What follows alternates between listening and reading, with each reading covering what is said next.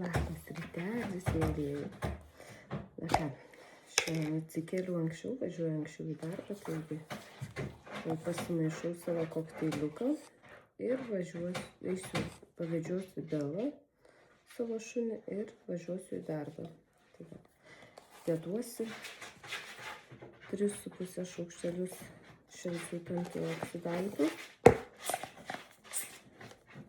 Vakar per mokymus išgirdau, kad zels yra ląstelė, o šūts yra pamaitinimas, man atrodo. Dabar net susimaišiau, pamiršau.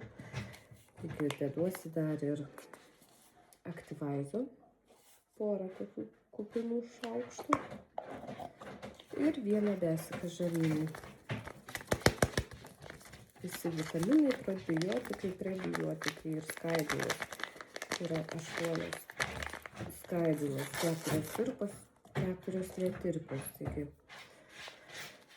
čia yra šitas gėrimas ląstelių maistas ir dienos norma visoms ląstelėms,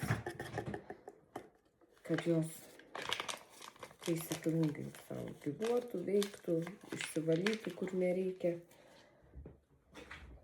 Žodžiu, šitas kokteiliukas veikia ten, kur reikia, kiek reikia ir kada reikia.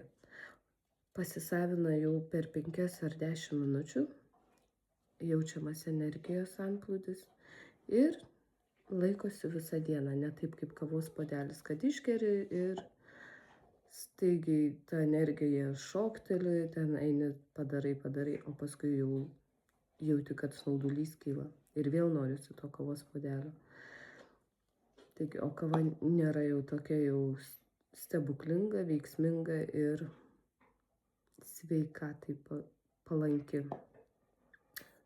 Taigi, kas norit sužinoti daugiau, žinoma, pasigūglinkit, pasiklauskit AI, ką daro kava, kaip jinai kenkia kepenims ir visiems kitiems organams.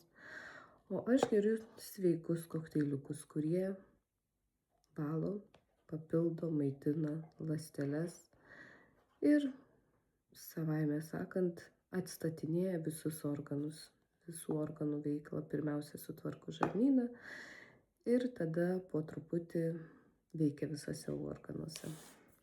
Aš įdegiau per savaitgalį veidą ir mano dėmės vėl patamsėjo. Nu, nieko tokio. Saulės nubučiuota. Kągi, gražios dienos visiems, o aš jau skubu į darbuką susiruošti. Ate.